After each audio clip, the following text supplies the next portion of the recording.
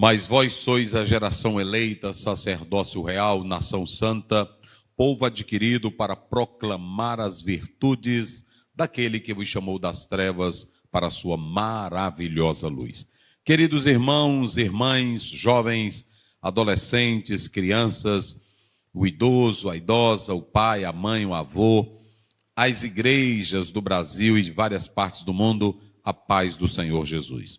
Mais uma vez aqui estamos, não para assistir. Crente não assiste culto, nem EBD, crente participa. E mesmo aqui de longe, vocês estão aí participando, pegando a Bíblia, conferindo, acompanhando a meditação da palavra de Deus. Mais uma vez, meu obrigado, minha gratidão ao Pai Eterno pelas vossas vidas, que aos sábados estão conectados aqui para anunciar a palavra de Deus. Por quê? Porque aqui você recebe, você transmite, você fala para alguém, você divulga. Olha, tantas pessoas que mandam mensagens: pastor, eu não perco uma EBD, pastor, eu estou aqui no interior, pastor, eu estou no caminhão, na praça. Deus abençoe. E quem coloca aí na rua para o pessoal ouvir, Deus continue prosperando. Comigo, pastor Wagner, pastor Luiz, pastor Adalberto, professor César, irmão Nilton, Caio na filmagem, juntos formamos a EBD online para abençoar a sua vida em nome de Jesus. Vamos orar com o irmão Nilton. Eterno, soberano Pai, nesta oportunidade, Senhor, queremos te agradecer pelo privilégio de estarmos mais uma aula, Senhor, nesta noite. Assim, meu Deus, nós queremos te apresentar a cada um, Senhor, que está do outro lado, assistindo, ouvindo, Senhor, esta aula. Assim também com o nosso professor, o pastor Oziel, tome em tuas mãos, como sempre tens feito. E assim, meu Deus, nos dá entendimento, Senhor, a cada dia para aprendermos a tua palavra. Fica conosco, é o que nós te pedimos e te agradecemos em nome de Jesus. Amém. Muito bem, queridos irmãos, nós estamos na lição de número 5. Qual é a temática? Lição de número 5, o Deus Filho. Primeiro ponto, a divindade do Filho. Subponto 1, a concepção virginal de Jesus. Subponto 2, a deidade absoluta do Filho. Subponto 3, os atributos divinos de Jesus. Ponto de número 2, a centralidade do Deus Filho. Subponto 1, a glória sobrenatural de Jesus. Subponto 2, testemunho da lei e dos profetas. Subponto 3, a aprovação divina do Pai. Ponto 3, a missão redentora do Deus Filho. Subponto 1, o Filho como revelação suprema. Subponto 2, a exclusividade de Cristo na redenção. E subponto 3, o aprendizado pela experiência. Muito bem, esses 3 pontos comentados pelo pastor Douglas, no primeiro ponto, ele está tratando de uma parte bíblica e cristológica, aonde ele vai apresentar, nos seus argumentos, fazendo uso da Bíblia, ele vai apresentar Jesus como Filho de Deus. Para isso, ele vai usar 2 textos, o texto de Lucas 1, do 26 em diante, e o texto de Mateus 17, que fala da transfiguração. Então, um texto fala sobre o nascimento de Cristo, a profecia. O segundo texto mostra a glória revelada do Cristo que antecipa o seu sofrimento na cruz. Veja que ele também procura tratar sobre a deidade de Jesus Cristo, fazendo uma apresentação teológica dos atributos que são incomunicáveis, aquilo que só pertence a Deus e não pertence ou não é comunicado ao homem. E no último, ele trata sobre a missão redentora, porque em Mateus 17 está preconizado e pode-se visibilizar a missão de Cristo, ou seja, houve um propósito da transfiguração.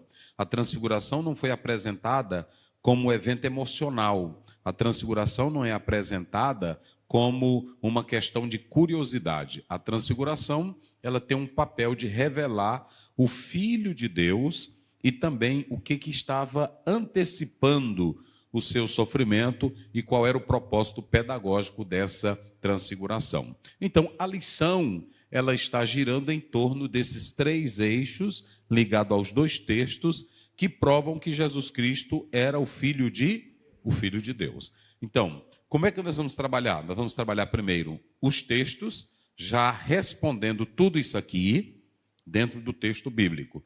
e depois vamos fazer a análise da nossa lição, que é baseada no livro. Primeiro texto, aliás, o textuário. Lição 5, texto áureo. Este é o meu filho amado em quem me comprazo. Escutai-o. Mateus 17, versículo 5. Verdade prática. Jesus Cristo, o Deus Filho, é a revelação plena do Pai, centro da revelação divina e único mediador entre Deus e os homens. Muito bem. A primeira coisa, novamente, eu vou reforçar todas as nossas aulas. Por que estudar uma temática sobre esta, como por exemplo, o Filho ou Deus Filho? Qual é a importância de estudar uma matéria dessa? Em primeiro lugar, coloque na sua mente o seguinte: sem Cristo não há cristianismo. Sem Cristo não há igreja. Sem Cristo, toda a estrutura da nossa fé cai por terra. Por isso que lá em 1 Coríntios 15, Paulo diz, se Cristo não ressuscitou, é o quê? É vã a nossa pregação. E o mistério da Trindade está envolvido nesse processo, porque nós já sabemos da economia da Trindade. O Pai envia, o Filho faz e o Espírito Santo aplica a obra da redenção. Então, se você não atentar para essa particularidade de que o Filho e a Trindade estão envolvidos nesse processo, eu posso dizer que o coração do cristianismo é entender que Jesus é o Filho de Deus. Sem esse pilar, todo o prédio da nossa teologia, da nossa adoração, do nosso louvor, cai por terra. Porque quando nós lemos Mateus 16, 15, até o verso 18, até o verso 17, Jesus fez uma pergunta: o que vocês dizem? Ou o que eles estão dizendo ser o filho do homem? Aí eles disseram, uns dizem que tu és Elias, outros dizem que tu és, e outros dizem que tu és alguns. Mas Jesus queria agora analisar no meio da vivência deles, e vós, quem dizeis que eu sou? Então, Pedro, aí vem o mais interessante. Nós já falamos aqui várias vezes. Revelação. Revelação não é curiosidade, não é pesquisa, é a revelação divina. Aí a Bíblia diz que ele falou, Pedro, tu és o Cristo, o Filho do Deus vivo. Jesus disse, bem-aventurado és tu, Simão Barjonas, porque não foi carne e sangue, mas o meu Pai. Veja que há um propósito do Pai em revelar o Filho. Então, se você não atentar para essa doutrina da Trindade, e aqui você tem uma declaração nítida de que é o Pai. Então, essa análise de nós estudarmos o Filho tem três coisas. Evidencia a doutrina da Trindade, a eficácia da expiação, a revelação perfeita de Deus, a mediação salvífica e a esperança gloriosa.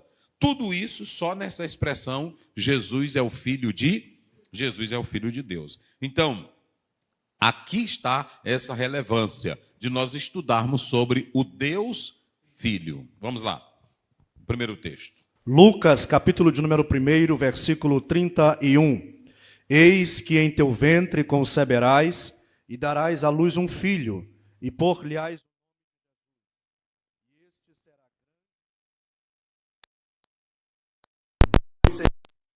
o trono de Davi seu pai.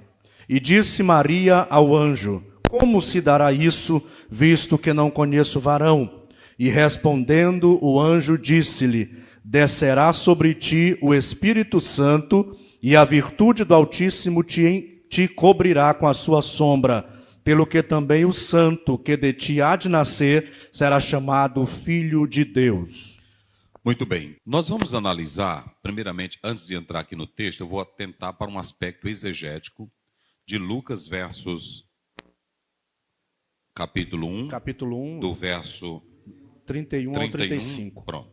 Primeiramente, você tem aqui nesse texto um personagem chamado João Batista, que vem de um casal, Isabel e Zacarias, e nesse primeiro momento você tem uma mulher que é estéril e que vai acontecer um milagre sobrenatural para o nascimento de quem? De João. Só que é um milagre natural com uma convivência marital e sexual.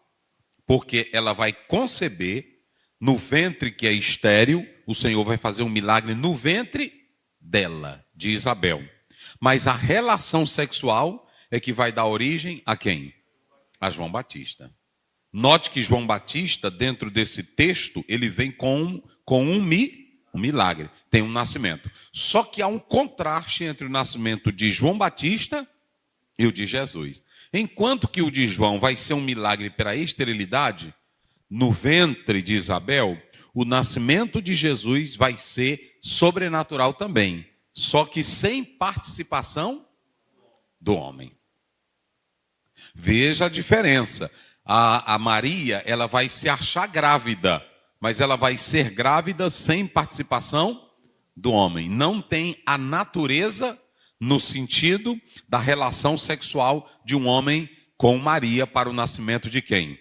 De Jesus. Então, de imediato eu já começo dizendo que se você não acreditar na Bíblia pela fé, você não vai compreender nada. Isso aqui eu vou logo dizer para você, não tem teólogo, não tem exegeta, não tem doutor que explique isso aqui. Isso aqui só pode ser aceito por onde? Pela fé. Não, mas o doutor fulano deu uma explicação. Não existe lógica. Primeiro, a trindade não é questão de lógica. A trindade é questão de fé. Larga isso de mão, gente. Olha, vocês vão perder tempo estudando como é a questão da trindade entre Deus Pai, Deus Filho e Deus Espírito. O que eu tenho que entender é que os três são da mesma essência e, na verdade, é uma só pessoa, mas são pessoas o quê? Distintas. Se eu for mexer nisso aqui, eu vou ficar louco e eu vou negar a doutrina da Trindade e vou ficar sem compreendê-la. Por isso que o mais importante é crer no que a Bíblia diz. Jesus nasce como humano, não é isso? O nascimento de Jesus foi de modo natural, como qualquer. Agora, a concepção foi o quê? Sobrenatural. Então, como é que você vai crer, e aqui eu começo já mostrando isso aqui para vocês, que tudo é sobrenatural, que o anjo é quem traz o anúncio. Então você tem um lado histórico e você tem também um lado o quê? Teológico. E aí o verso 31, olha o verso 31, vamos lá. E eis que em teu ventre conceberás e darás à luz um filho, e lhe-ás o nome de Jesus. Conceberás. Se você analisar no próprio texto, sinlepse, essa expressão sinlepse no grego está no futuro. E se vocês atentarem bem, é um futuro ativo, mostrando uma indicação histórica e uma ação real. Conceberás. Aqui não é mito, aqui não é fábula, não é nada simbólico. Tu conceberás. E aí você pode observar no próprio texto que ela diz conceberás, e aí você tem Jesus, que nós já sabemos aqui, e Jesus, né, que aponta para o tetagrama também, porque se vocês analisarem, é Yeshua, é salvação, e é o nome que aqui, esse nome de Jesus já expressa a missão redentora do nosso Senhor Jesus Cristo. Olha o 32, vamos lá. 32. E este será grande e será chamado Filho do Altíssimo. E este será grande. E o quê? Será chamado Filho do Altíssimo. Aí nós temos o Salmo 2 e Isaías 9. E este será grande. Veja a diferença entre Jesus e veja a diferença entre João Batista. Lucas 1,15. Lucas 1,15. Lucas 1,15. Porque será grande diante do Senhor. O João Batista seria o quê? A qualificação. A missão que Deus haveria de escolher ele, e cheio do Espírito Santo, ele seria grande diante do Senhor. Mas olha o que o próprio Lucas está dizendo aí de Jesus. Ele será grande sem qualificação. Porque Jesus é grande, porque ele é o mesmo Deus. João Batista é grande por qualificar, ele será grande diante do Senhor. Veja que Jesus, você vê que o texto começa dizendo aí, olha, se vocês observarem o texto, ele diz da seguinte maneira: este será grande e será chamado o quê? Filho do Altíssimo. Essa grandeza aqui já é um título do Velho Testamento, do Salmo 2, deixando claro que o Senhor Jesus Cristo é Deus por excelência. Fala aí. Interessante que João só é grande porque está na presença do Senhor. E Jesus é grande porque é o próprio Senhor. Ah, e aqui entra. Aí agora nós vamos começar. Estamos só aquecendo aqui as turbinas para a gente começar a nossa lição. Veja que ele começa dizendo: ele será grande diante do Senhor. Ou seja, João Batista só seria grande, primeiro, o Senhor Deus iria colocar o Espírito nele. Segundo, ele teria que viver uma vida condizente para ser grande diante do... Porque Deus não levanta moleque, rapaz. Vou logo dizer aqui, Deus não levanta safado.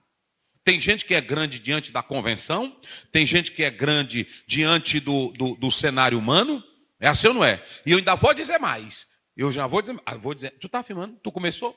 Tu começou? Então vamos lá. Eu vou dizer uma coisa aqui para vocês. O pastor, que eu li um livro dele, e ele dizia o seguinte: nunca pense que a grandeza humana ou a grandeza espiritual de um homem perante a sociedade é o que prova que ele é um homem de Deus. Porque tem muitos homens que estão terminando os seus ministérios e estão com pecado incubado. Vocês não viram aí um autor que escrevia livro para todo lado, e aí etc, e com um caso de 10 anos em adultério, traindo a esposa, traindo a igreja, traindo os leitores, traindo a família, e grande na mídia, grande como escritor, grande como pregador, grande como palestrante. Tem muita gente que é grande diante dos homens, mas não é grande. Eita, rapaz. Vamos começar agora. E João era o contrário, grande diante de Deus, ele será grande diante, mas não era aprovado pelo povo. A multidão gostava de João, mas havia oposição ferrenha contra João. Então tem muita gente que é grande diante da convenção, é grande diante do plenário, a multidão aplaude, é pregador, não é assim? Aí tem palavra, só que deixa eu dizer uma coisa, tem muitos que estão, como esse pastor aí que pregava, e aí há 10 anos cometendo adultério, e outros, e outros, e outros, e outros. Então, aonde é que está a grandeza de um homem? A grandeza de um homem de Deus. A grandeza de um homem de Deus está na sua fidelidade. E quando é que eu vou saber isso, pastor Zéu? Só naquele dia. Porque tem muita gente incubada, tem muita gente clamufada, tem muita gente disfarçada, que Jesus disse, pele de ovelhas, mas por dentro é o quê? Lobo devorador. Então eu posso ver alguém pulando, eu posso ver alguém marchando, né? Eu posso ver alguém, é assim ou não é? Mas é só fachada. E tem muita gente que é grande aqui na terra, mas não tem grandeza nenhuma lá no céu. Um homem não é grande pelo milagre que ele faz, pelo tamanho da pregação que ele faz, ou pelo tamanho do ministério que ele é, ou que ele tem. Um homem é grande perante o Senhor, é pela santidade diante de Deus. Me parece que é João 10, 31. Vê rapidinho. Rapidinho, corre lá. 10, 31. 10, 31. Os judeus pegaram então outra vez em pedras... 9, acho que é 9. É 9. 9, 31. Deixa eu ver aí. Eita, meus irmãos. É coisa linda. É a palavra de Deus. Peraí, deixa eu ver aqui. Irmão. É 10... 41, rapaz. 41. Não é 31, não. Bora. 10, 41. E muitos iam ter com ele. E diziam. Olha aqui. Olha um homem grande. Olha aqui. Olha um homem grande. Não, você... Tu tá filmando, cara? Bota para cá. Não tente medir o tamanho de um homem de Deus pelo tamanho da mensagem dele. Pregar é fácil, gente. Dar estudo bíblico hoje é fácil. Sabiam disso? Hoje é a coisa mais simples. Se você pegar aquela Bíblia Logos, se você pegar aquela Bible Works, se você pegar... Tem até agora sermão já pronto. Até a IA te ensina a pregar. A IA prega melhor do que um bocado de pregadores. A IA prega, a IA. O que é essa IA? Tem gente que diz assim, eu não consulto, eu faço o seguinte, eu posso consultar, porque, pelo que eu vejo, essa IA é uma inteligência de pesquisa. É como, eu não pesquiso um dicionário? Pronto. Agora, se eu vou lá e vejo que aquela fonte não é correta, eu desprezo ela. Agora, o que eu vejo é que essa IA, ela só é boa para quem estuda muito também. Porque ela pode te dar uma informação que não é real. Então, tem muita gente que diz assim, eu não pesquiso mensagem de IA. Não, você não compra... eu sou contra você preparar mensagem de IA. Por quê? Porque a mensagem ela tem que vir do coração de Deus para o seu coração. Mas você pesquisar uma coisa... Por exemplo, tem gente que vende... Eu não gosto disso. Vender livro de esboço de sermão. Pronto. Meu livro de 1000 sermões. Pronto. Eu entendo o seguinte. Se Deus deu a mensagem para Charles Spurgeon, ele é o mesmo Deus que pode dar uma mensagem para mim. Agora, eu pesquiso os comentários de Charles Spurgeon, eu pesquiso os comentários de grandes estudiosos da Bíblia, eu olho os comentários de John Wesley, eu olho os comentários de Lutero, mas aquilo ali, Deus usou ele naquele tempo, e eu posso pegar algumas lições preciosas, não é assim? Mas eu creio que Deus só dá mensagem para quem lê a Bíblia, estuda e também vive dentro de um contexto. Todos esses homens que pregaram, eles viviam dentro de um contexto. Sim. Aí a questão, justamente, de usar o livro de sermão, é dar pão guardado para o povo, porque Deus tem pão fresco todo o tempo. Pois é, aí veja bem, o que acontece? Eu vou para um dicionário, eu vou para um livro de grego, não é assim? Eu faço as minhas pesquisas, pronto. Eu digo aqui, agora eu ainda sou do método antigo, eu gosto mesmo de mexer na Bíblia. Até agora um amigo meu, que é professor de hebraico, ele disse, pastor Zé, você está muito atrasado, porque o meu sermão que eu demorava 4, 5 horas, eu agora demoro 1 hora, porque a internet, as pesquisas de dicionário... Hoje, irmão, você pega uma palavra no dicionário, numa Bíblia aí, ela te dá tudo, não é assim? Ela te dá em que tempo está, se é a colocação, ou seja, ela te dá uma exegese pronta.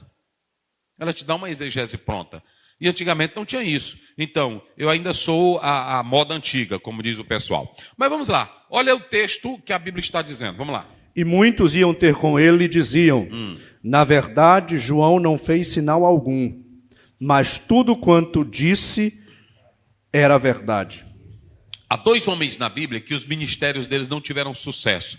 Um foi o de João Batista, no aspecto humano. João não fazia sinais, João não tinha milagres, João não operava maravilhas, João só batizava e só pregava. E o outro foi Jeremias. A Bíblia diz que Jeremias pregou e o povo não acredita, mas tudo que Jeremias falou, se cumpriu. Tudo que João Batista falou, se cumpriu. Então a seriedade de um pregador não está no que ele faz. A seriedade do pregador está naquilo que ele vive perante Deus. João Batista, todos sabiam que ele era homem de Deus. Mas quando ele morreu, aí eles falavam de João. Esse homem aí não fez milagre, mas tudo o que ele disse é a verdade. É por isso que lá em 1 Coríntios 4:2, Paulo diz, requer-se dos seus ministros que se achem fiéis.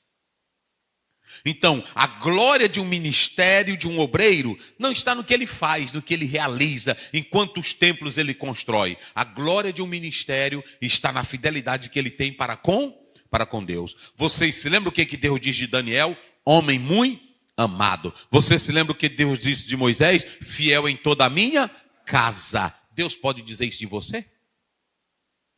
Deus pode dizer isso de você? Então veja bem, João Batista aqui, ele vai ser grande, não é isso que está aí no texto? João Batista seria grande diante do Senhor. Pronto. Mas ele simplesmente ele seria grande. Agora Jesus, ele tem uma grandeza superior, ontológica. Ele é grande porque ele é. Eu para ser, digamos assim, fulano de tal para ser grande, ele precisa de algumas qualificações. Mas Jesus é grande porque ele é grande por natureza, por essência. Eita, rapaz. É coisa linda. Aí, filho do Altíssimo, não é assim? E aí você pode observar, João 5,18, olha aí.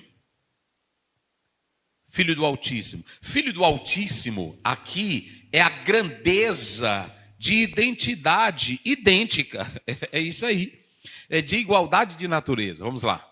João 5,18. Por isso, pois, os judeus ainda mais procuravam matá-lo, porque não só quebrava o sábado, mas também dizia que Deus era o seu próprio Pai, fazendo-se igual a Deus. Eita! Filho do Altíssimo. Se ele é filho do Altíssimo, ele é da mesma o quê? Da mesma essência, da mesma natureza. Entenderam aí? Então, por isso que a Bíblia ela está fazendo essa distinção aqui que nós estamos falando. Verso 33, olha aí. 33. Sim. E reinará eternamente na casa de Jacó, e o seu reino não terá fim. Pronto. Aqui ele está mostrando que o reino dele não tem fim, passa toda a expectativa política, todos os reinos se acabarão, mas o reino dele permanecerá para sempre. Por quê? Porque nenhum homem, nenhum ser humano, ele é eterno. Nenhum ser humano pode ter um reino duradouro por toda a vida. Só quem pode ter? Só Jesus Cristo. E aí pronto, está lá em Isaías 7,14. Agora, vamos observar aí o verso 34. 34. E disse Maria ao anjo: como se dará isso, visto que não conheço varão? Pronto, agora vamos para cá. Veja bem que nós estamos falando do anjo que traz a anunciação para quem? Maria. Maria já estava comprometida em noivado, em casamento. Como naquela época o noivado já envolvia o próprio casamento também, nesse caso a Maria já poderia andar com José. Porque nesse momento aqui que se dava o noivado, havia uma negociação do pai do pretendente e ele ia na casa da noiva, negociava, pagava o dote. Na hora que o rapaz quisesse, ele podia reclamar ou já levar a moça consigo. Pronto, aí tinha toda uma solenidade. Mas nesse caso aqui, como ela já estava comprometida, não é isso que diz o texto, ela estava desposada, como ela já estava desposada, José poderia já levá-la e tomá-la como mulher. Porém, a concretização real do casamento se dava através do quê? Da relação sexual. Aí a Bíblia diz, e conheceu a sua mulher. Esse verbo aí, conhecer, gnosco, é um eufemismo hebraico para relação sexual, não é isso? Yadá, que é o Gênesis 4, que é o verbo conhecer. Então, a Bíblia diz que ele não conheceu Maria. Vamos ler. Olha aí como é que diz o texto. Verso 34. E disse Maria ao anjo: como se dará isso, visto que eu não conheço varão? Eu disse agora há pouco que Deus não usa gente moleque. Deus não usa safado. E tem muitos que estão aí sendo usados na aparência. É assim ou não é? Na aparência, homens que estão com casamento velho tudo acabado, pregando feito um anjo, fazendo até fogo descer, mas só aparência. Delas que estão cantando aí, é traindo o marido, a bicha não vale nada. Mas é dizendo que é usada, mas Deus não usa. Deus não coloca mulambo nas coisas dele, irmão. A Bíblia diz que Deus vai usar João Batista, cheio do Espírito Santo, desde o ventre da sua, e ele seria grande diante do... Veja se você tem algum resquício de imoralidade, de safadeza na vida de João Batista. Tem? Não tem. E a Bíblia diz, está lá em Mateus 14, ele repreendia um rei por causa de adultério. Era assim ou não era? Homem sincero, homem verdadeiro. Pronto. Aí Deus vai usar agora uma moça. Mas essa moça que Deus vai usar, ela era sem vergonha? Ela era cheia de coisinha? Ela era desmantelada? Não. Quem é que Deus vai usar? Maria. E Maria, o anjo, quando chega para ela, ela diz: mas como que é isso que eu vou ser grávida se eu não conheço varão nenhum? Ou seja, eu nunca fiz sexo com homem. Eita, irmã. Não é assim? Eu não tenho relação com homem algum. Eita, rapaz. Virgindade atual. Ela era virgem. Ela era virgem. Bota pra cá, Caio. Eu vou dizer um conselho para as moças da igreja. Moças, bota aí, tu tá filmando? Moças da igreja, não entre nessa onda do relativismo, do secularismo, do mundo desgraçado que diz que você é livre, pode fazer o que quiser com o seu corpo. Não, você é livre, mas você tem o Espírito Santo. E a Bíblia diz em 1 Coríntios 6, 19 em diante, o teu corpo é templo do Espírito Santo de Deus. Reserve para o teu marido, tenha pudor, tenha castidade, tenha vergonha. É assim ou não é? É assim. Agora, quem quiser ser sem vergonha tem liberdade para ser o que quiser. Agora, a Bíblia diz que Deus só usa quem presta. E Maria era o quê? Virgenzinha. Se vocês analisarem, irmão, o próprio texto aí, que está aí no texto, o verbo conhecer, é tempo presente, é uma ação contínua. Ela era virgem. Oh, coisa linda. Irmão, é coisa maravilhosa. Virgem, virgem, virgem. Pronto. E qual é a ação do autor? Olha aí, como é que ele disse aí, pastor Adalberto? Sim.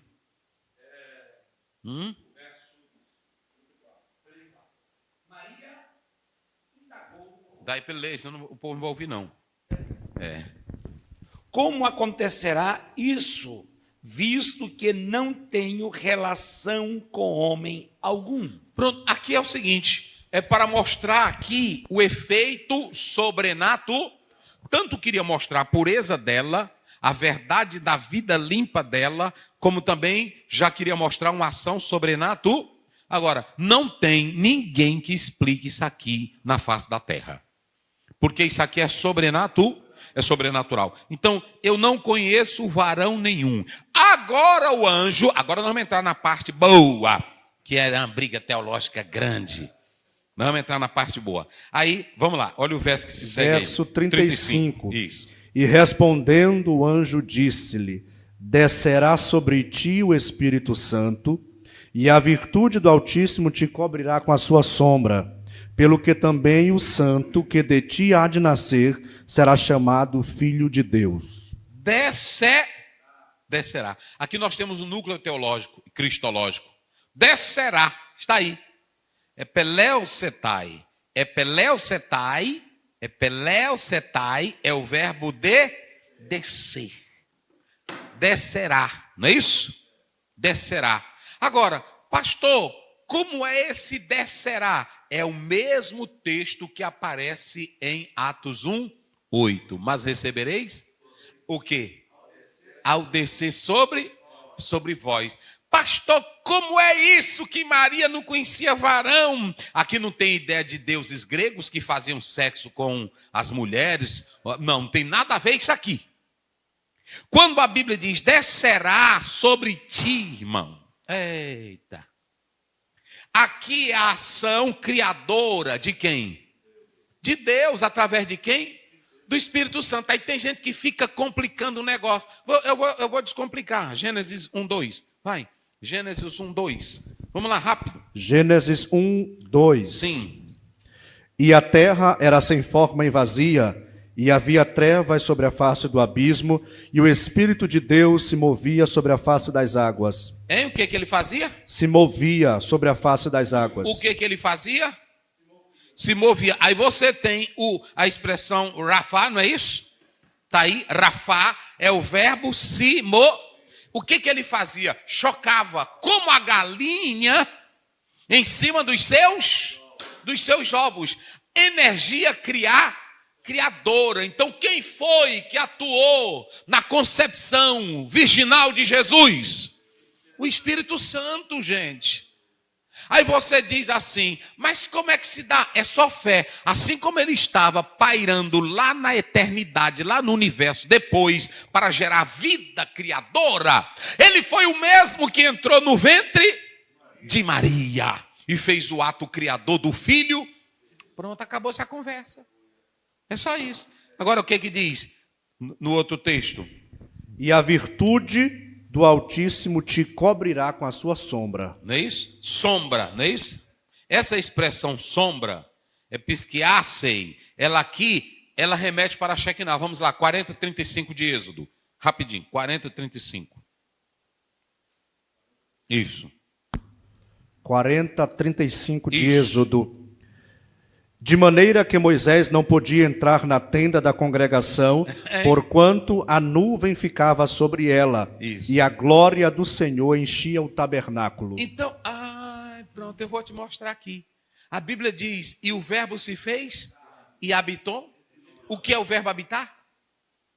Tabernacular. Agora eu pergunto, lá no Velho Testamento, como era que Deus fazia o tabernáculo dele? Moisés fez um tabernáculo e para mostrar que a glória estava lá. O que que vinha? Cobria com o quê? Com a nuvem. A sua sombra. A glória de Deus vinha para o tabernáculo. E Deus para trazer o tabernáculo dele para a terra. Essa mesma nuvem, essa sombra, cobriu quem? Maria. E ela ficou grávida pelo Espírito. E aí pronto, Jesus nasceu e o verbo se fez. Aí sabe o que o escritor aos Hebreus no 1:3 diz? Nós vimos o caráter dele. Não é uma ficção, não é uma lenda. Nós estamos vendo a expressão. Leia isso aí, leia isso aí. Oh, coisa boa. A exata expressão, vai. Oh, rapaz, eu já disse para dar essa Bíblia para ele. Hebreus 1:3. 3. O qual, sendo o esplendor da sua glória. O esplendor da sua glória. E a expressa imagem da sua pessoa. Isso! Pronto, pronto, pronto. Então veja bem, o que nós temos aqui nesse texto? Compromisso de noivado, direitos de adoção, porque vem a narrativa da genealogia de quem? De José. E aí ele passa a ter direito a quê? Ao trono, não é isso? Aí vem Maria. A Maria, ela era uma moça crente, ela era uma mulher de Deus, sim ou não? Aí o anjo chega e diz como para ela, não é isso? Salve agraciado, o Senhor é contigo. Observem que Maria não é a fonte da graça. Maria é o recipiente da graça. Maria não tem graça, Maria recebe a graça. Achaste? Noé só foi salvo porque achou graça. A Bíblia diz que Esté achou graça. E nós somos salvos pela graça. Então, rapaz, tu é só um recipiente. Não é assim? Aí tem de manhã ele é Coca-Cola. Mas Coca-Cola está dentro de um recipiente. Então preste bem atenção. Maria, meus irmãos, tem gente que pensa que nós, os evangélicos, não gostamos. Maria, meus irmãos, é uma serva do Senhor e nós honramos ela. Não é isso? Agora, quem diz não sou eu não, Maria. Vamos lá para o verso. Agora se vocês querem se zangar, é com ela, não é comigo não. Foi ela, vai. E entrando... Como se fará isso? O anjo onde ela estava disse: Isso. Salve agraciada. Epa, salve agraciada. O que é essa agraciada? Hein? Recebeu a graça, recebeu o favor. Ela merecia? Ela era perfeita? Não, ela era pecadora. Mas aí o anjo chegou e disse: salve agraciada. Como é que diz aí? Salve agraciada. O Senhor é contigo. Vai. Bendita és tu entre as mulheres. Bendita és tu entre as mulheres. Irmão. Rapaz, é negócio sério. Aí o salve agraciada é no 28, não é isso? 8. Aí, salve agraciada, irmão, é favorecida. Ela não merecia. Alegre-se porque foi agraciada, seria. Te alegre porque você foi favorecida. Rapaz, que coisa linda. Então preste bem atenção. Maria era só o quê? Era só um recipiente. Era só uma tigela. Para receber o presente. Porque tem irmão que ele está sendo usado por Deus, aí ele pensa que é dono do Espírito Santo. Ele pensa, não é assim? Ele diz: hoje vai acontecer porque eu tenho intimidade com Deus. Lembre-se que Deus só te usa pela sua graça. E quando ele acha graça, você é simplesmente um vaso. Olha o que Deus diz para Ananias: vai, está lá em 9, 15, 16. Vai porque ele é um vaso. Deus disse assim: vai, Ananias, porque eu preciso muito de Paulo. A cultura dele é elevadíssima. A inteligência dele é fenomenal. Um homem como esse o cristianismo precisa. Foi assim? Não. E só para mostrar que quando Deus quer trabalhar, quem foi que Deus mandou orar por ele? Ananias, que era um homem aonde?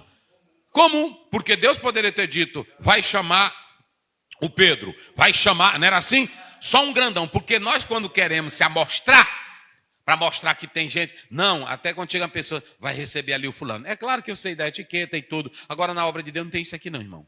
Na obra de Deus é tudo o contrário. Um certo Ananias foi orar por quem? por Paulo, e acabou-se a conversa. Aí o que acontece? Tenha na tua mente, meu filho, que tu és na obra de Deus só o quê? Tu só é uma tigela. Bota para cá. Tu só és um recipiente. Quando Abraão vai orar, no 18, ele diz: Senhor, não te zangue comigo, porque eu não passo o quê? Eu só sou o quê? Eu só sou pó. O salmista diz no Salmo 103:14, o Senhor conhece a nossa? E no dia que tu pensar que tu é bichão, tu vai virar o quê? Não, tu vai virar animal, véi.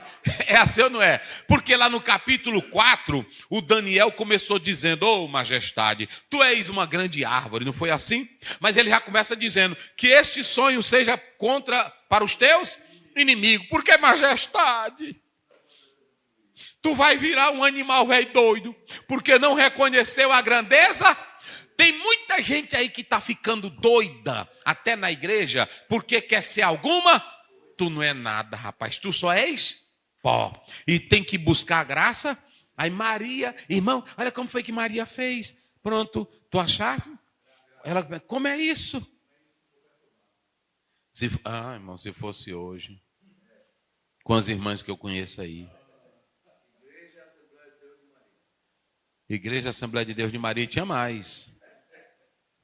Fez bem, anjo, porque eu tenho mantido minha vida de santidade. Eu tenho sido uma moça pura. Não é assim hoje? Eu jejum, eu tenho 24 horas de jejum, eu tenho uma semana. Olha, aqui macho nenhum anda tocando em mim. Deus está me usando, é porque Ele me conhece. Vai, é diferente as coisas. Maria diz: como vai acontecer isso? Vamos lá, prossegue. É coisa boa. E vendo ela, turbou-se muito com aquelas palavras. Preste bem atenção, olha aqui, ó. Uma bênção. Irmão, quando ela recebeu a bênção, ela ficou como? Ah, se fosse hoje. Quando ela recebeu a bênção, ela ficou como? Perturbada. Não. Como é isso? Não. Tem mulheres aí melhores do que eu. Como é isso, anjo? Como é isso? Ela foi como? Perturbada. Hoje, se fosse, ela está marchando na bênção, rodando na bênção. Né? É bem. Deus está me honrando. Eu sabia. Irmão, isso é palhaçada. Eu gosto disso aqui. Coisa do céu, não é assim? Como será isso? Se eu não conheço, varão nenhum. Pronto, aí o anjo disse: não, é o seguinte. Aí quando ele disse, olha o verso que ele. Aí ele prossegue melhor, né? Quando ele diz: disse-lhe então o anjo: isso. Maria, não temas. Maria, não tema, Maria. Porque achaste graça diante de Deus. É a graça de Deus, vai. E eis que em teu ventre conceberás. Pronto, então veja bem. Eis que. Aí é o verso. Verso 31. 31, não é isso? Aí você vê que aqui ela ficou no 29. Olha o 29. 29. E vendo-a, perturbou-se muito com aquelas palavras e considerava: que saudação seria esta? Ela se perturbou. Que negócio é esse? Eu não mereço, eu não sou digna disso. Que negócio é esse? Entre tantas mulheres. Saudação estranha, irmão. Eita, rapaz, não é assim? Aí é o verso qual? Na lição é até qual verso? Até o 35, né? Nós já explicamos aí o 35. Então veja bem, o mesmo Deus que habitava no tabernáculo, lá no Velho Testamento, ele vai precisar de um E qual é o tabernáculo? Maria. Ele vai precisar de um tabernáculo para botar a sombra. E quem é que é esse tabernáculo? Maria. Que aí a Maria recebe a ação criadora de quem? Do Espírito Santo, o mesmo que estava em Gênesis, capítulo 1, verso 2, dando vida à criação, é o mesmo que vai dar vida ao quê? A Jesus, que vai nascer no ventre de quem? Eita, meus irmãos. Falei. 47, né, o verso, vamos lá, 47. 47, e o meu espírito se alegra em Deus, meu Salvador. Se é o Salvador dela, é o Redentor dela. Se é o Salvador, é o Deus eterno. Aí pronto, então veja bem, aqui vocês podem analisar o seguinte. a nuvem que estava, isso aqui é lindo, gente, a sombra que remete lá para o Shekinah, do 40, não é isso? 35 de Êxodo, agora é a mesma sombra, a sombra do Altíssimo. Eita, meu Deus, meu Deus, meu Deus. Aí observem bem uma coisa, irmão. Descerá sobre ti o quê? O Espírito Santo. E o Espírito Santo era o meio, era através dele, de um ato criador, no corpo de quem? De Maria. E acabou-se a conversa. Aí observem bem, aqui é o nome Jesus, completando a sucessão, porque vocês sabem que os reis de Israel, de Judá, em especial de Judá, reinaram até o exílio. Aí do exílio parou tudo, mas quem é que vai continuar agora o reinado? É Jesus. Porque Daniel 2 diz que vai cair uma pedra sem um auxílio, e o reino dele será como? Será tanto temporal como também, porque vai ser no milênio, não é isso? Aí você tem aqui a virgindade de Maria, era uma moça pura. O Espírito Santo é um ato criador no corpo de quem? De Maria, ok? O caráter devoto e obediente de Maria era uma mulher séria, era uma mulher obediente, era uma mulher humilde, era uma mulher sincera, era uma serva de Deus, por isso que Deus vai usá-la, ok? Aí você tem aqui dentro desse texto de Atos, não é isso? Aliás, de Lucas, do verso 1 até o verso que nós lemos aí, 35, ok? Vamos ao segundo texto. Segundo texto, Mateus 17, 1 a 13. 6 dias depois, tomou Jesus consigo a Pedro e a Tiago e a João, seu irmão, Sim. e os conduziu em particular a um alto monte. E transfigurou-se diante deles. E o seu rosto resplandeceu como o sol, e as suas vestes se tornaram brancas como a luz. Sim. E eis que lhes apareceram Moisés e Elias falando com ele. E Pedro, tomando a palavra, disse a Jesus: Senhor, bom é estarmos aqui. Se queres, façamos aqui 3 tabernáculos, um para ti, um para Moisés e um para Elias. E estando ele ainda a falar, eis que uma nuvem luminosa os cobriu. E da nuvem saiu uma voz que dizia: Este é meu filho amado, em quem me comprazo, escutai-o. E os discípulos, ouvindo isso, caíram sobre seu rosto e tiveram grande medo. E aproximando-se Jesus, tocou-lhes e disse: Levantai-vos e não tenhais medo. E erguendo eles os olhos, ninguém viram, senão somente a Jesus.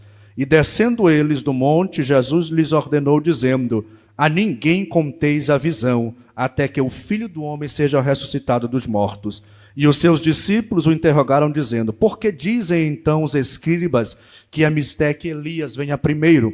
E Jesus, respondendo, disse-lhes: Em verdade, Elias virá primeiro e restaurará todas as coisas. Mas digo-vos que Elias já veio e não o conheceram, mas fizeram-lhe tudo o que quiseram.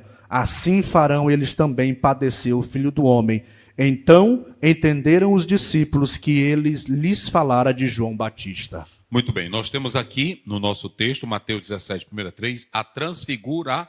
Para você entender a transfiguração, você precisa ler Mateus 16, 15, vamos lá, no mesmo texto, Mateus 16, 15. Isso, 16, 16, vai. 16, 16. E Simão Pedro, respondendo, disse: Tu és o Cristo, o Filho do Deus vivo. 21.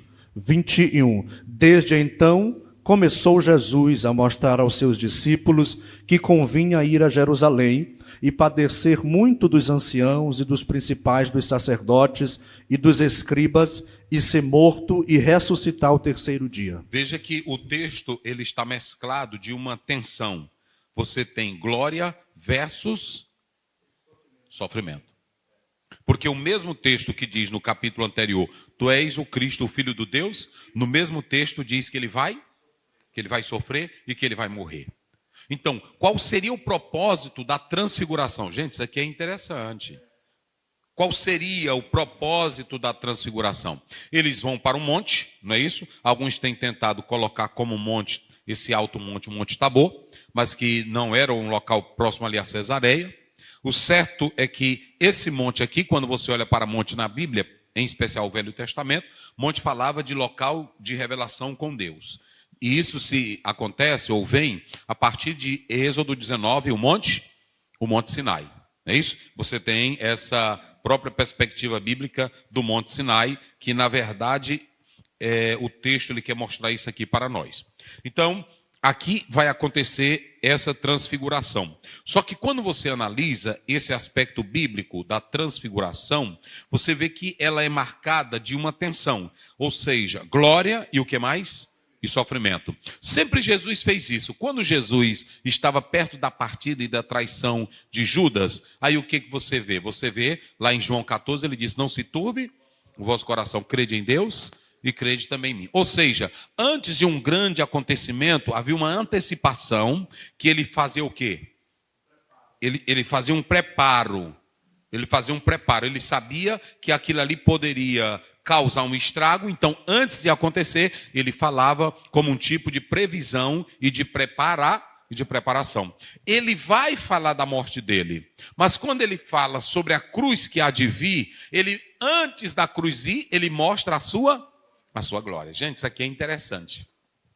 Ele mostra a sua glória. Essa transfiguração indica mudança de forma visível, ok? Não é luz refletida, era a glória intrínseca. Ou seja, aquilo que estava oculto, velado em Cristo, porque ele é, onde é que está aqui?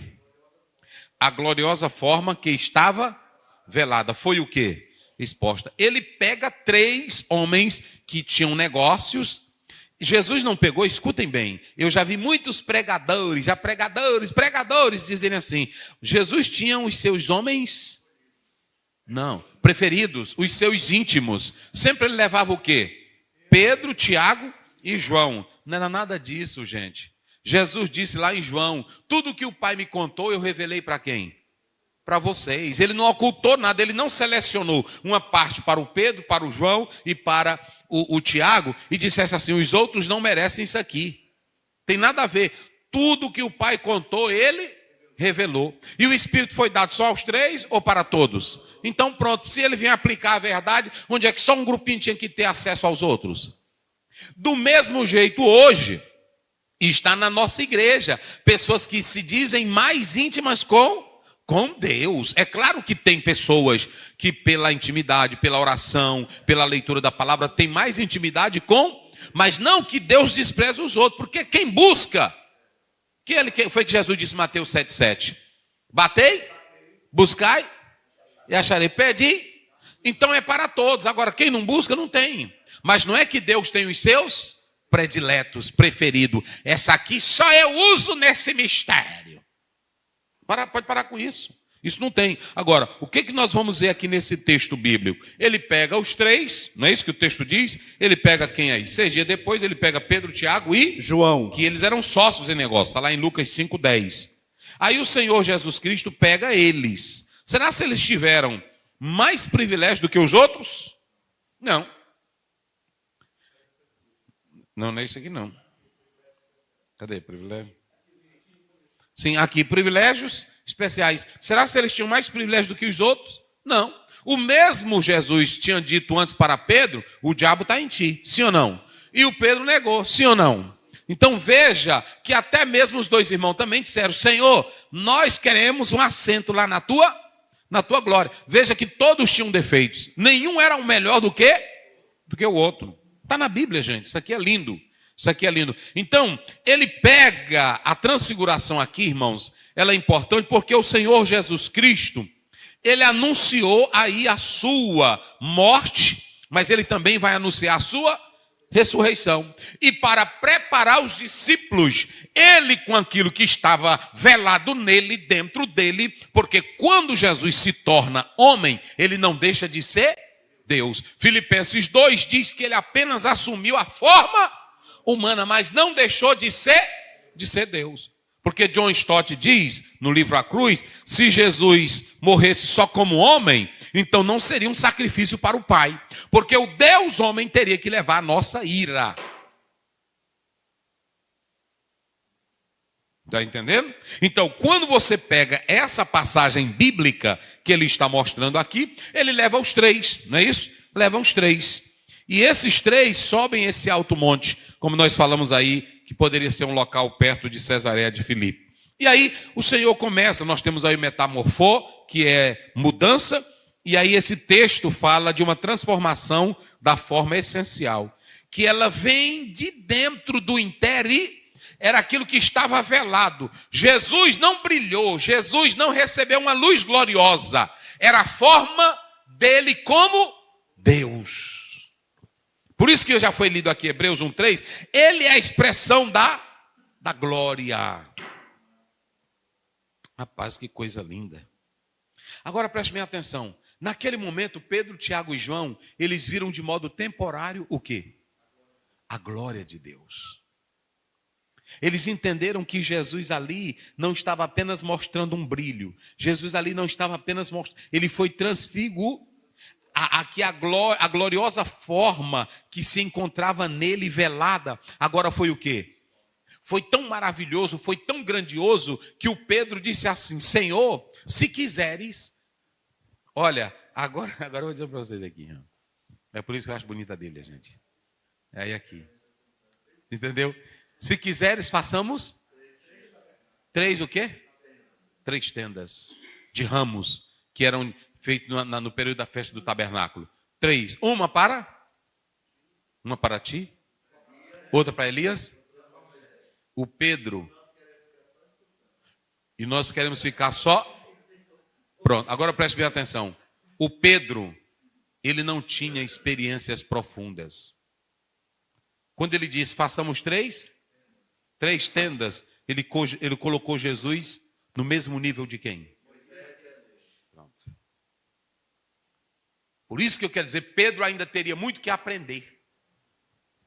Por isso que não é à toa que ele diz em 2 Pedro 3,18, crescei na graça e no... Porque ele mesmo pensava, ele dominado daquela alegria, daquele negócio. Senhor, façamos 3 tendas. Primeiro, ele estava eliminando o ministério de Jesus naquele momento, porque ele ia ficar só ali. Segundo, ele estava fazendo o quê? Nivelando os 3 no mesmo nível. Eita, irmão. Aqui é pesado. Aí quando Jesus revela essa glória, veja que o texto diz que apareceu quem? Moisés e Elias, representantes ilustres. E aí vocês já sabem, é de praxe, isso aqui é do beabá bíblico. Elias representa o quê? Os profetas. E Moisés? A lei. Mas aí também pode dizer o seguinte, Elias representa o quê? Fora desse sistema aí. Não. Elias representa o quê? Porque Elias foi trasladado ou morreu? E Moisés? Não. Moisés fez o quê? Moisés morreu. Ele não morreu? Então veja bem, nós temos um Moisés que morre e nós temos um Elias que é o quê? Então isso representa o quê? A ressurreição da igreja e o arrebatamento. Então veja, os santos vivos que representam quem? Elias. E os que morreram em Cristo? Moisés. Então, e tem muitas coisas que vamos seguir aqui. Agora preste bem atenção. Quem foram os grandes líderes? Quem foi o profeta que lutou contra a apostasia, batalhou pelo monoteísmo, batalhou pela única fé em Deus? Quem foi? Elias. Quem foi o homem que escreveu a lei, queria a santidade do povo? Quem foi? Agora preste bem atenção, em todo o Velho Testamento, os profetas e a lei, tudo resume nesses 2. Agora, quem era que estava naquele monte com Jesus, conversando com Jesus? Moisés e Elias. Mas prestem bem atenção, eles vão conversar com Moisés e Elias, porque Moisés representa o quê? A lei. E Elias representa o quê? E Lucas 24, é o 27 ou é o 47, diz que Jesus falou, vamos ver aí, rápido. As leis e os profetas falaram de mim. Eita, vamos lá. Lucas 24. É o 27. 27. E começando por Moisés. Começando por Moisés. E o que mais? E por todos os profetas. O que diz aí? Começou-lhes a explicar o que dele se achava escrito em todas as escrituras. Então, naquele momento, tudo em Jesus, tudo que Moisés falou e que Elias falaram, e os profetas, porque Elias representa todos os profetas, se cumpriu em quem? Então, pergunto aqui a partir de agora, o que Moisés e Elias estavam conversando com Jesus? Pronto, ele só ia dizer Jesus. Ele não foi dizer, olha Jesus, no Velho Testamento, olha Jesus. Porque ele sabia que eles tinham profetizado sobre ele. Agora Jesus ia morrer. E o texto lá de Lucas diz que eles estavam tratando da morte dele. Oh, aleluia. Sabe o que acontece, pastor Adalberto? A pauta da transfiguração era a cruz. Por que a gente não aprende isso, meus irmãos? Tem gente que diz assim, oh, mas eu queria tanto que Deus se manifestasse em glória, que houvesse um tremor de terra, que aparecesse uma luz. Para quê? Eita, rapaz. E há uma coisa interessante. Se vocês observarem aqui, o Pedro, nesse momento, revelou incompreensão, não entendeu o propósito, não foi? E botou Jesus entre os dois, e entre os três, Jesus estava igual, no mesmo nível. Está entendendo? Aí, quem vai fazer a diferença é o pai. O que o pai diz? Este é o meu filho amado. A ele, porque a partir de agora, aí a Bíblia diz, a lei e os profetas vieram até João. Porque tudo agora vai se cumprimentar em quem? Em Jesus Cristo. A partir de agora, nós não temos que ouvir Moisés, nós não temos que ouvir Elias, nós temos que ouvir quem? Porque tudo se cumpriu em Jesus. É aqui que começa o primeiro solo Christos. Porque a pessoa diz, desculpe, e a voz que veio do céu não veio por causa de Jesus, mas por causa deles. Para eles ouvirem. Interessante isso aqui. Este é o meu filho.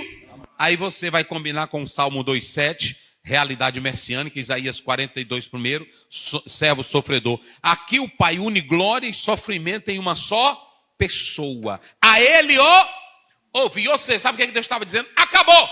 Não precisa mais ouvir Moisés. Não precisa mais ouvir Elias. Não precisa mais ouvir os profetas do velho. Agora a única voz de autoridade profética absoluta, quem é? Pronto. Aí tem irmão que diz assim, eu sou da reforma, né? Aí ele começa dizendo, só a escritura, irmão, os pregadores da reforma, eles só fizeram uma coisa, pregaram o evangelho. Eu li de um grande teólogo que diz que particularizar esse negócio, só a escritura, só a não sei o quê, é algo que às vezes traz complicação. O que nós temos que entender é que Deus disse aqui, a partir de agora é só Jesus. O que foi que Lutero foi pregar? Jesus. O que Calvino foi pregar? Jesus. Então pronto, tem irmão que diz assim, eu sou da reforma. Tu tem que dizer, eu sou de Cristo. A reforma é uma consequência do que eles pregaram sobre Cristo Jesus. Eita, irmão. Agora pronto, só Jesus. Veja os versos 6 e 8, vamos lá. 6 e 8. Sim. E os discípulos, ouvindo isso, caíram sobre seu rosto e tiveram grande medo. Isso. E aproximando-se, Jesus tocou-lhes e disse, levantai-vos e não tenhais medo. E erguendo eles os olhos, não viram ninguém senão Jesus. Preste bem atenção, eles caíram. Nós temos duas coisas aqui, nós temos a teofania. Quando a glória de Deus se manifesta em Cristo, é a teofania. Quando, na verdade, você vê o Cristo glorificado, é a cristofania. Veja que o texto diz que eles fizeram o quê? Quando viram a glória, fizeram o quê? Nunca ninguém ficou em pé na Bíblia quando viu a glória A Bíblia diz que quando a glória encheu a casa, os sacerdotes caíram. Mas eu já falei aqui, todos os homens que caíam, eles só caíam assim, com o rosto em terra. Nunca um homem de Deus caiu para trás e nem caiu como derrubado. Nem por terno, nem por nada, isso não tem nada. E outra coisa, eles caíram por terra e quando se levantaram, não viram o quê? Sabe o que Deus estava dizendo? Não viram o quê? Nem viram Moisés e nem... O que eles queriam dizer agora? Pronto. Acabou. Aqui não tem mais Moisés e nem tem mais... Eles fizeram o trabalho dele. Daqui para frente é só quem? É por isso que lá em João 14,6 ele diz, o Moisés é o caminho. Ele disse? O Elias é o caminho. O que foi que ele disse? Porque nunca Moisés se colocou como o, e nunca Elias se colocou como o. Deuteronômio 18 diz, e eu levantarei um que é um profeta que tudo se cumpre nele. Então pronto, a partir de Moisés e a partir de Elias, só é quem agora? Só Cristo Jesus. Eita, meus irmãos. A ele ouvir. Então, isso aqui é muito interessante, irmão. Eu gosto da Bíblia demais. Aí vocês podem observar aqui que essa transfiguração, eles falaram conversando com Cristo, né? Irmão, deixa eu dizer uma coisa para vocês. O que eu achei interessante é que Pedro queria prolongar aquela experiência, né? Assim, ô Senhor, vamos ficar mais aqui. Ele achou bom mesmo. Que é bom mesmo. As coisas de Deus é boa, né? Assim ou não é? Pronto, não, eu quero prolongar esse negócio aqui, rapaz. Isso aqui é bom. Façamos três, pronto. Aí, iguais, vamos fazer aqui, pronto. Mas é a voz divina, não. Jesus é o Filho de Deus. E Moisés e Elias não vão mais falar nada porque eles não tinham mais nada para transmitir. Tudo que eles tinham já foi falado. Então, pronto. Isso aqui é interessante, irmão. Aí, observem bem. Agora vamos fazer uma coisa para me falar aqui, para encerrar essa parte aqui. Está aqui. Desejo de prolongar, a voz divina, já falamos, confortados e admoestados. E aí veja bem, a Bíblia diz que Jesus faz aqui uma colocação, que aí ele diz, mas Elias não virá? Aí Jesus disse, como? Elias já veio. Veja que aqui nós temos pessoas, nós temos judeus que não eram espirituais, mas nós tínhamos judeus e nós tínhamos crentes que eram sensíveis e espirituais. Tinha gente que não viu Elias em João, mas a Bíblia não diz que Elias viria. A Bíblia diz que ele viria na virtude de Elias. Agora, quem não era espiritual não ia ver a virtude de Deus na vida de João. Mas quem era espiritual ia ver esse homem está no mesmo poder, está na mesma virtude, está na mesma graça que João Batista tinha. Ou seja, isso é só para quem é espiritual. Vamos aqui agora, eu só coloquei aqui, vamos rapidamente, antes do texto aqui da lição. Como provar, pastor Ziel, biblicamente, que Pai, Filho e Espírito Santo são um só? Primeiro, eu disse aqui que a Trindade, ela não é de conceito filosófico e lógico e racional, é de conceito de fé, ok? Nós já citamos aqui Deuteronômio 6,4. Ouve Israel, o Senhor teu Deus é único. Isaías 45,5 diz, eu sou Deus e não há outro, não é isso? Pronto, aqui você tem um monoteísmo absoluto. Quando você lê João 6,27, Deus é Pai. Efésios 4,6, Deus é Pai. Quando você lê João 1,1, Jesus é Deus. No princípio era, e o verbo estava com, e o verbo era quem? Então quem é Deus ali? Jesus. Em João 20:28, o Tomé, Jesus disse, não seja incrédulo, mas seja crente. O que foi que Tomé disse? Senhor meu e o quê? Ele chamou Jesus de quê? Meu Deus do céu. Jesus é chamado de quê? De Deus. E aí quando você olha para Atos 5:3, não mentiste aos homens, mas mentiste ao Espírito Santo. Quem é o Espírito Santo ali? É Deus. 2 Coríntios 3:17. Então veja bem, em Mateus 3:16, 17, nós temos as três pessoas. Nós temos o Pai, nós temos o Filho e nós temos quem? O Pai diz, este é o meu Filho. Aí o Filho está sendo... E o Espírito Santo faz o quê? Pronto. Então aí, você pode observar, até na grande comissão, você tem um só nome para os três. Batizando em nome do Pai, em nome do Filho e do Espírito Santo. Pronto. E aí, então, você pode observar aqui, que na verdade é assim que a Bíblia, ela revela a Trindade. Porque Jesus é o Filho de Deus. Primeiro, a divindade do Filho. Concepção virginal, não está aí? Descerá sobre ti o Espírito e a sombra do Altíssimo. Veja que o Espírito Santo é o agente da concepção, o Pai é a fonte da iniciativa e o Filho é o verbo encarnar. A sombra, nós já explicamos em Êxodo 40, 34, 35, na verdade é o Shekinah do Velho Testamento. Aqui não é geração biológica, é uma encarnação sobrenatural. E o que é a união hipostática, pastor? O que é essa união hipostática? Está aí. Foi definido no Concílio de Calcedônia, 451, e ela revela o seguinte, verdadeiro Deus, verdadeiro homem, duas naturezas, uma pessoa, sem confusão, sem separação. E o verbo se fez carne. E lá em Filipenses 2,6,7, o qual existindo na forma de Deus. Então pronto, irmão. Tá aí, é isso aí. O Filho unigênito, a palavra unigênito não quer dizer no sentido criacional, unigênito, único na essência, sem igual, não criado, Romanos 8,15. Vamos lá, a virtude do Altíssimo, aqui a virtude do Altíssimo, ela revela a humanidade de Cristo, que foi que foi preservada pela santificação antes dele mesmo nascer, não é isso? Quem era que estava envolvido ali no nascimento, na concepção? O Espírito Santo. Jesus não herda a corrupção adâmica, porque ele não veio do homem, mas ele veio de quem? E aqui defende a impecabilidade de Cristo. Jesus também é visto como o segundo Adão. O que foi que o primeiro Adão trouxe? Pecado. O que o primeiro Adão trouxe? Morte. O que o primeiro Adão trouxe? Problema. Mas o segundo Adão traz o quê? Vida. O segundo Adão traz uma nova criação. O segundo Adão, ele está criando um novo céu e nova terra agora? Não, mas ele criou a nova humanidade em Cristo, que ele passa a ser o quê? Cabeça. O primeiro Adão perdeu o jardim. Fala aí. O segundo Adão trouxe o jardim de Isso, volta. como é que diz? Vamos lá, como é que diz aí? O primeiro Adão perdeu o jardim. Isso. E o segundo Adão restaurou o jardim. Pronto. O primeiro Adão traz uma natureza pecame, o segundo traz a justiça pela fé nele, em Cristo Jesus. Então, a deidade de Cristo, eu estou falando tudo aqui do ponto. A deidade de Cristo, vamos ser rápido aqui. A deidade de Cristo nós colocamos aí 5 pontos. Vamos dizer junto comigo, eternidade. João 8,58 ele diz, antes que Abraão existisse, pronto. Aí você tem Mateus 28,18, é me dado o quê? Aonde? Onisciência, João 2, 24, 25. A Bíblia diz que ele conhecia os homens e não precisava que ninguém lhe falasse. Onisciência. Depois, Mateus 18, 20. Onde estiver 2 ou 3, o que acontece? Pronto. Imutabilidade, Hebreus 13, 8. Ele é o mesmo? Ontem, hoje. Pronto. Tudo isso aqui pertence a quem? E Jesus pertence isso também, esses atributos, pertence a quem? E se pertence a Deus, pertence a Jesus, é o quê? Pronto.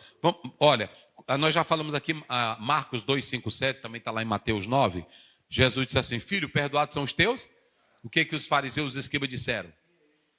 Só quem perdoa pecado é quem? E Jesus disse, para que saibais que o filho tem autoridade para... O que foi que ele disse? Levanta e vai-te embora, está curado. Então pronto. Mateus 14, 33, olha aí rapidinho.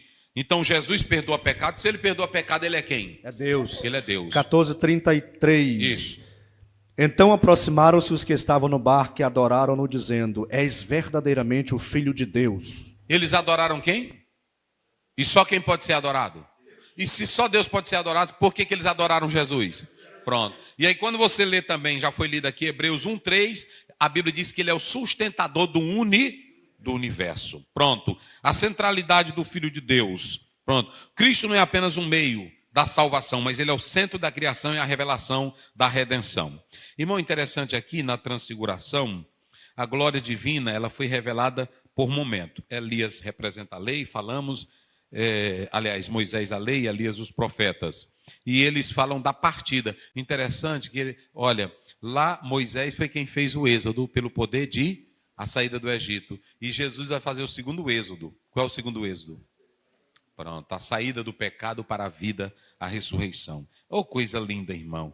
A nuvem, olha, aqui você tem na cristofania, Deus se revela no Filho. Na teofania, Deus é quem mas agora, quando Jesus está se transfigurando, o que estava acontecendo na transfiguração? Deus estava se revelando em quem? No seu Filho. A mesma glória de Deus estava lá. A nuvem representa a presença divina. Aí você tem Moisés e Elias vão testemunhar a encarnação que estava prometida, o sofrimento necessário e depois a glória que virá. Aí tem a aprovação. Este é o meu filho em quem me comprazo. Aqui o pai estava autenticando a identidade do filho, estava encerrando a autoridade profética de Moisés e de Elias e estava restabelecendo ou estabelecendo a nova forma final de revelação. Quem era? Cristo Jesus. Oh, coisa boa, irmão. É coisa maravilhosa. Aí pronto, tá aí. Agora, aí você tem a exclusividade de Cristo. Cristo agora é exclusivo por quê? Quando Pedro sugere 3 tendas, ele estava tentando colocar Cristo no mesmo nível, mas não existe. Agora Moisés e Elias desaparecem e tudo é só Cristo, é o solo Cristo, ok? E aí o Senhor Jesus cumpre toda a lei e cumpre todos os profetas. Há uma coisa interessante que eu quero falar aqui para os irmãos.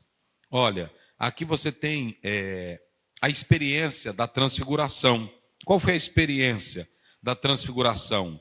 A fé durante o escândalo da cruz. Você vê que é muito interessante isso aqui, irmão, coloca isso aqui. Qual é o propósito de uma visão? Deus pegou Pedro, Tiago e João. E lá houve o quê nessa visão? Houve o quê? A transfiguração. Mas essa visão era só algo místico? Essa visão era para matar a curiosidade de Pedro, Tiago e João? Não. Qual era o propósito desta visão? Porque tem irmão que diz assim: Senhor, me dá visão. Me dá uma visão, vou te mostrar aqui.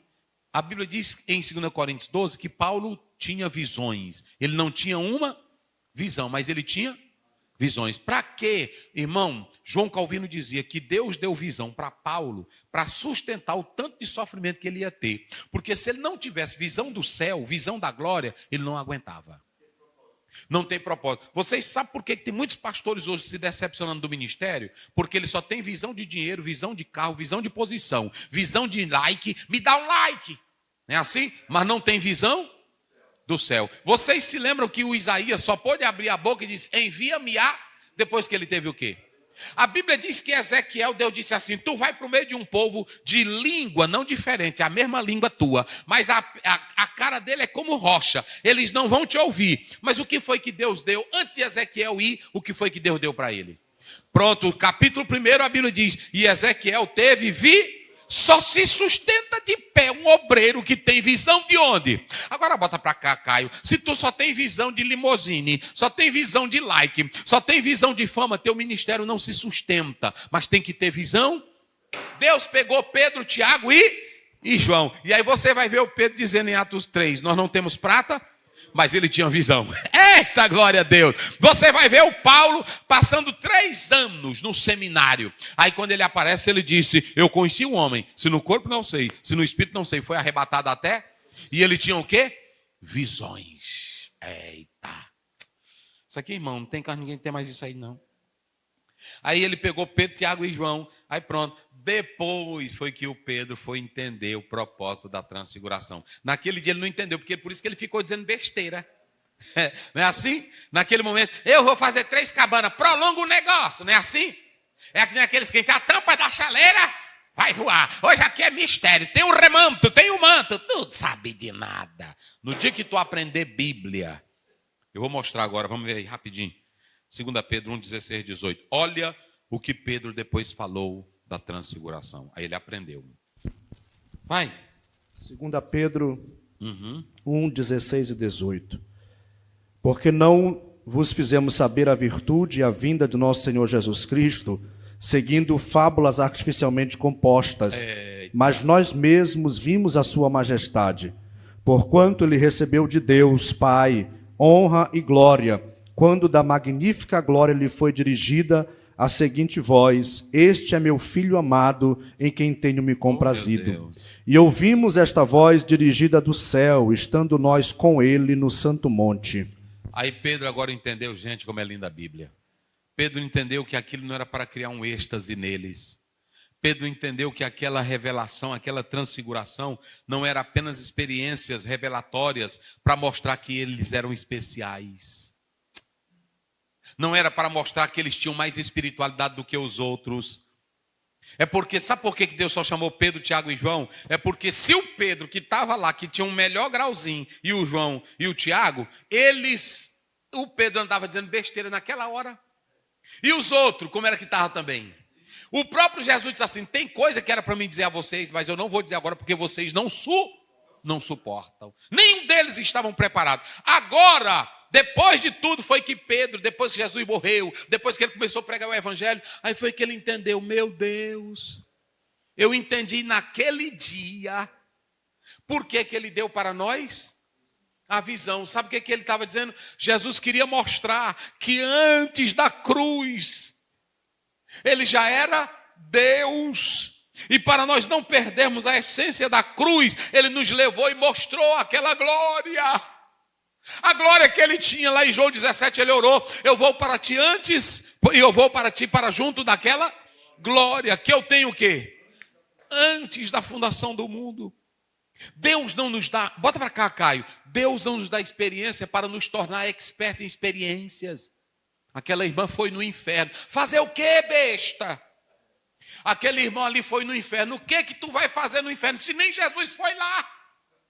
Tu é melhor do que Jesus? Isso é só para mostrar o quê? Outra coisa, tem muitos crentes, irmãos, que tem, agora eu vou dizer a verdade, que ele não tem estrutura bíblica e ele tem o quê? Eu diria que falta um parafuso na cabeça e ele cria alucinações, imagina as coisas. É por isso que você tem que ficar com a Bíblia. Agora que Pedro foi entender, disse, a transfiguração era para mostrar que a cruz era o alvo. E a glória que ele já era Deus e que o Deus sofredor só seria merecedor como homem que ia receber se ele passasse pela cruz. E o que Moisés e Elias conversaram foi o quê? A cruz. Qualquer revelação, qualquer profecia que tira o foco da cruz, manda cair fora. Gente, eu estava lendo essa semana um teólogo, ele diz, o alvo da Bíblia, de Gênesis ao Apocalipse, é só um, é nos levar para onde? Para a cruz. A Bíblia não tem promessa que eu vou ser rico, a Bíblia não tem promessa que eu vou ser famoso, a Bíblia só tem uma promessa. Qual é a promessa da Bíblia para nós? Ser como Jesus é receber a adoção de filhos. Ele morreu para isso. Eita, irmão, mas tem tanta gente que é com negócio. Eu vi um mistério, uma brincadeirinha velha. Eu estou no manto, é assim ou não é? Eu sei qual é o manto que tu tá. Vamos lá, encerra. Introdução. A relevância da concepção virginal de Jesus revela a encarnação do Filho gerado pelo Pai na eternidade, preserva a sua santidade e mostra a intervenção de Deus na história da salvação e também o cumprimento das profecias. O episódio da transfiguração evidencia a volta do Deus Filho, a divindade do Filho. A concepção virginal de Jesus é um fato histórico, um ato divino e é um princípio teológico, revela a encarnação única do Filho de Deus. Pela sombra do poder de Deus, cobrir com a sombra é uma metáfora, símbolo visível da presença de Deus. Virtude, dinamis ou poder de Deus, a manifestação da Trindade no nascimento. O Pai é o autor do plano da salvação, o Espírito é o agente gerador e o Filho mantém a filiação divina. A concepção virginal ressalta a união hipostática, revela o Filho unigênito, sem igual, singular. A concepção de Jesus inaugura uma nova criação, pois ele é o segundo Adão. A deidade absoluta do Filho. Jesus é o Filho de Deus em essência e substância. Existia eternamente e possui as duas naturezas unidas. Os atributos divinos de Jesus, eternidade, mutabilidade, onipresença, onisciência e onipotência.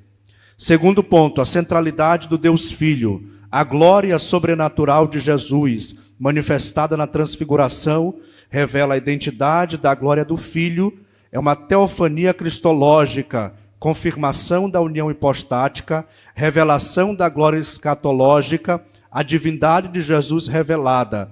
A transfiguração, doutrinariamente, reforça a cristologia elevada do Novo Testamento. O testemunho da lei e dos profetas. Moisés representa a lei, é um tipo de Cristo, um mediador legal. Elias representa os profetas, o porta-voz da aliança, defensor do monoteísmo, é a continuidade profética.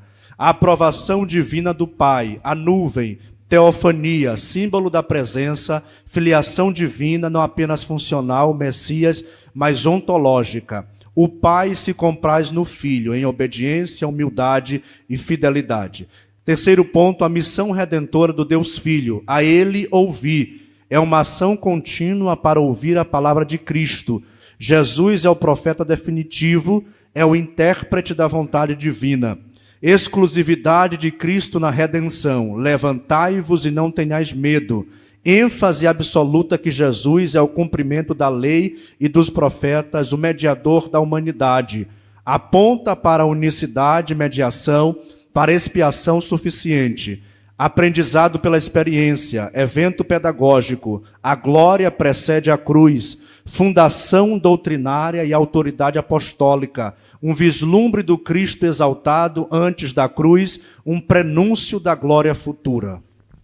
Professor César, ora a Deus, pastor Wagner das bênçãos apostólicas.